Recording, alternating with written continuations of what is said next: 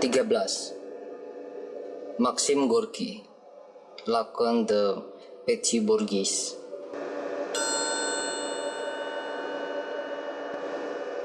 Keresahan umum dan timbulnya revolusi merupakan serangkaian lakon pada teater kami. Lakon-lakon yang mencerminkan sentimen sosial dan politik, ketidakpuasan, protes, dan mimpi tentang seorang pahlawan yang akan berbicara tentang kebenaran secara benar dan berani.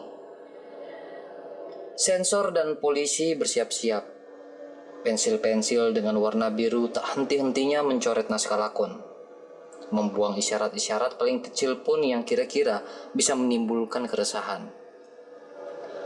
Ditakutkan jangan sampai teater-teater berbalik menjadi arena propaganda, dan sejujurnya memang ada usaha-usaha yang bergerak ke arah tersebut. Kecenderungan dan seni adalah dua hal yang bertentangan, yang tidak rukun. Mereka saling mendepak. Seni yang sejati akan hilang bila ia didekati dengan sikap-sikap yang tendensius. Harus berfaedah atau bermanfaat, ide-ide yang tidak artistik.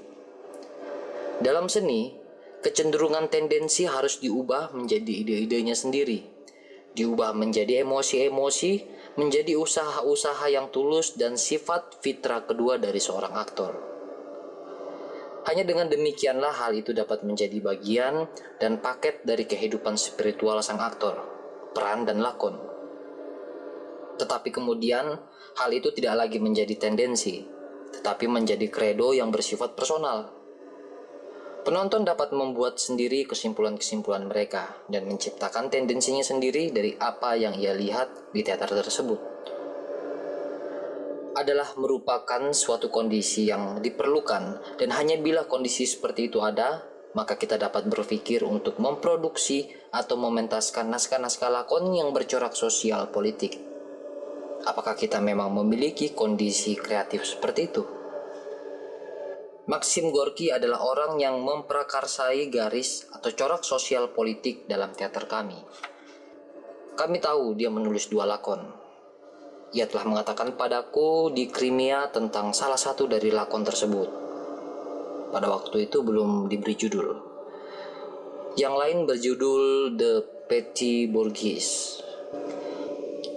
Kami tertarik pada yang pertama karena dalam lakon tersebut Gorky memilih tentang kehidupan rakyat yang ia cintai.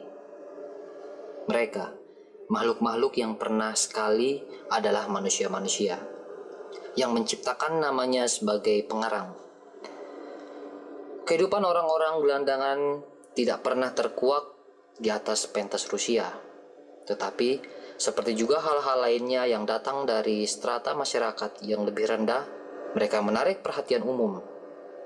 Pada waktu itu kami sedang mencari bakat di antara mereka. Sebagian besar belajar pada sekolah teater kami memang orang-orang dari masyarakat strata rendah tersebut. Gorky yang juga datang dari strata tersebut mutlak diperlukan oleh teater kami. Kami meminta agar ia menyelesaikan lakonnya yang pertama tersebut secepat mungkin, sehingga dengan demikian kami bisa membuka teater Murazov dengan mementaskan lakon tersebut. Tapi Gorky mengeluh tentang karakter-karakter dalam lakonnya. Kau tahu, masalahnya adalah orang-orangku ini telah mengelilingi aku, bergerombol di sekitarku, dan aku tidak dapat meminta mereka untuk menepati tempatnya yang wajar atau mendamaikan mereka atau sama lain. Setan telah meracuni mereka. Mereka ngomong dan sejujurnya sulit untuk menghentikan mereka. Lakon The Petit Bourgeois siap untuk dipentaskan sebelum lakon pertama. Tentu saja kami gembira mendapatkannya dan memutuskan untuk membuka teater baru kami dengan mementaskannya. Masalahnya adalah kami tidak memiliki aktor yang bisa memainkan adegan Teterev, seorang kontrabas dari paduan suara gereja di sebuah kota provinsi yang merupakan pahlawan dalam lakon tersebut. Peran tersebut menuntut personalitas yang cemerlang dan suara yang menggelegar. Di antara para pelajar, memang terdapat seorang yang tak diragukan lagi, cocok dengan adegan tersebut. Ia memiliki suara yang dibutuhkan. Ia menyanyi di paduan suara gereja dan kemudian pada sebuah paduan suara pada salah satu restoran di pinggir kota. Namanya Baranov. Tak disangsikan, memang berbakat, berhati mulia, tapi pada waktu yang bersamaan ia adalah seorang pemabuk dan benar-benar tidak berbudaya. Memang sulit untuk menjelaskan padanya kehalusan dan keagungan kesusastraan yang terdapat dalam lakon Gorki tersebut. Tetapi dalam peran Teterев, seperti akan kita lihat nanti, kekasarannya ternyata berguna. Ia menerima dan memahami semua ucapan Teterев dan menganggapnya sebagai kebenaran gospel. Baginya, Teterев menjadi seorang yang real, yang sesungguhnya, seorang pahlawan dan seorang yang ideal, dan berkat hal itu, kecenderungan dan pikiran-pikiran sang pengarang tercipta kembali dalam jiwa sang aktor. Tak ada teknik dan keterampilan yang dapat menghasilkan keseriusan seperti itu, dan keikhlasan dalam hubungan seorang kepada situasi dalam lakon dan pikiran-pikiran dari pemeranan. Teterев yang terjelma dalam diri Baranov bukan sesuatu yang teatrikal. Ia benar-benar penyanyi, suatu paduan suara, dan penonton merasakan hal itu dengan seketika dan menghargai karena benar-benar bernilai. Sisanya tertinggal pada sentuhan tangan sutradara yang mempunyai cukup peralatan untuk mencapai tujuannya, untuk meletakkan pemeranan itu dalam tempatnya dan membantunya dengan arti-arti yang sejati. Musim pementasan tahun 1901 sampai 1902, ketika latihan-latihan lakon The Pretty Borgis akan berakhir. Tetapi belum siap untuk latihan-latihan bersama di mana kami biasanya mematangkan lakon tersebut dalam pikiran kami. Bila memang belum mantap pada waktunya, maka segala sesuatu akan terlupakan dan kami harus memulai pekerjaan dari awal lagi. Oleh sebab itu, meskipun banyak halangan, kami memutuskan untuk melaksanakan suatu latihan bersama di Peterbrook, di mana kami bisa mengadakan pementasan dalam musim semi. Waktu itu berkenaan dengan keresahan-keresahan dalam politik. Polisi dan sensor memperhatikan setiap langkah yang kami ambil karena Moscow Art Theater, berkat reputasi barunya, dipandang sebagai institusi yang progresif. Sementara Gorski sendiri berada dalam pengamatan polisi. Masalah-masalah memang tak ada akhirnya. Seorang bangsawan Conwit lebih dari siapapun adalah orang yang memastikan pementasan tersebut. Izin akhirnya diberikan, tetapi banyak perubahan dibuat oleh badan sensor dalam naskah lakon.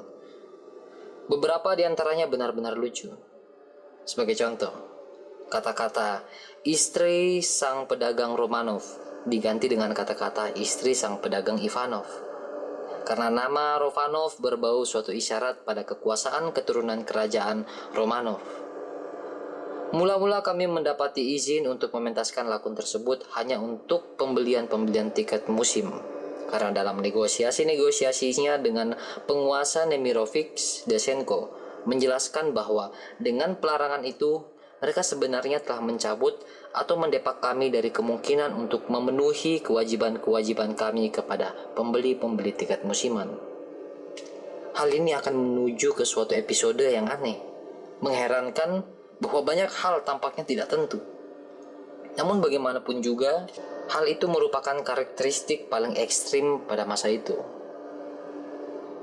Takut bahwa selain daripada sebagian besar atau sebagian kecil dari pembelian tiket musim itu, kemungkinan banyak anak-anak muda yang tidak membeli tiket pada pertunjukan itu dan yang secara kebetulan kami membiarkan mereka masuk.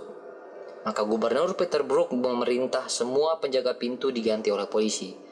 Ketika Nemirovich Desenko mendengarkan hal itu, ia mengganti lagi para polisi itu dengan penjaga pintu karena polisi itu selalu membawa efek mengganggu terhadap publik.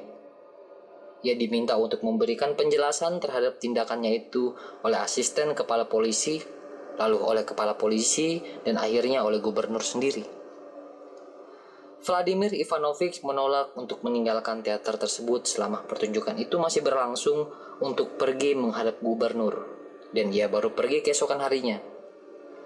Ia mengatakan kepada gubernur bahwa polisi dalam pakaian seragamnya mempunyai efek mengganggu terhadap masyarakat umum.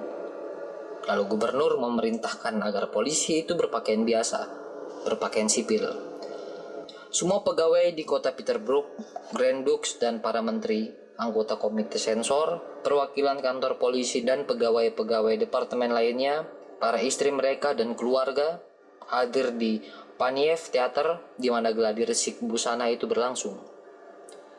Seputar gedung dan teater itu sendiri dijaga oleh unit polisi khusus dan satu pasukan ditempatkan di lapangan di depan gedung teater. Tampaknya seakan-akan persiapan tersebut sebagai suatu pertemuan umum dan bukan untuk gladi resik busana. Malam pertama berlangsung biasa-biasa saja. Baranov lebih sukses dibandingkan lakonnya. Ia adalah produk dari tanah yang sama dengan Chaliapin. Nyonya dan nona-nona kelas atas ingin berkenalan dengan dia. Ia dituntun ke auditorium. Ia dikelilingi oleh para pangeran dan ia bercanda dengan mereka. Adegan itu rasanya hampir tak terlukiskan.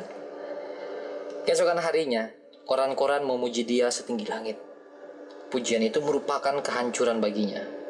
Hal pertama yang ia lakukan setelah membaca koran-koran itu adalah membeli topi tinggi, top hat, sarung tangan, dan setelan jas yang mutakhir.